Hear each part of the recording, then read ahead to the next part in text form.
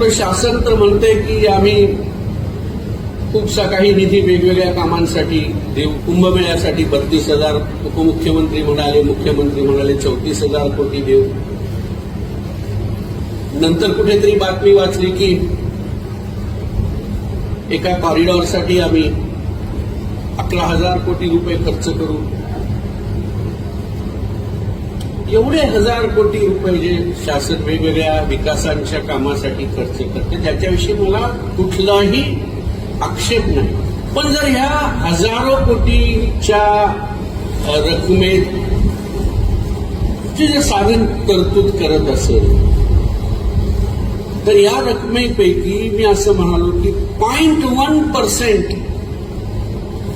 32 कोटी रुपये जर सरकारने खर्च केले तर या राज्यातल्या 100-125 शाळा, मराठी शाळा ज्या बंद पडल्या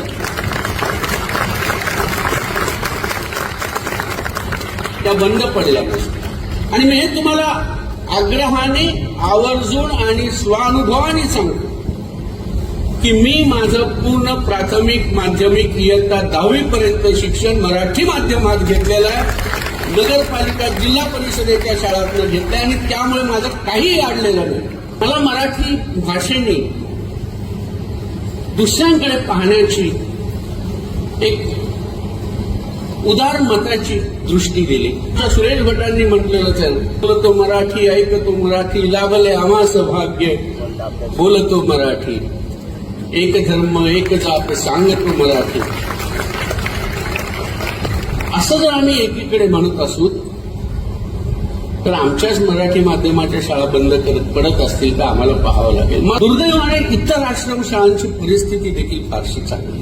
शासनाकडून शिक्षणासाठी अर्थसंकल्पामध्ये होणारी तरतूद ही केंद्रीय पातळीवर काही एक काळ 8%, 12%, 11% होती. तर त्यात वाढ व्हायला हवी होती कारण की विद्यार्थ्यांची संख्या वाढली आहे. दुर्दैवाने वाढ व्हायच्या ऐवजी अर्थसंकल्पातली तरतूद मात्र कमी झाली आहे. ही कदाचित थोडंसं मी चौकटी बाहेर जाऊन बोलतोय, पण जर कुणी शाळा चांगल्या व्हाव्यात म्हणून प्रयत्न करत असेल तर त्यांच्या प्रयत्नाचं स्वागत करायला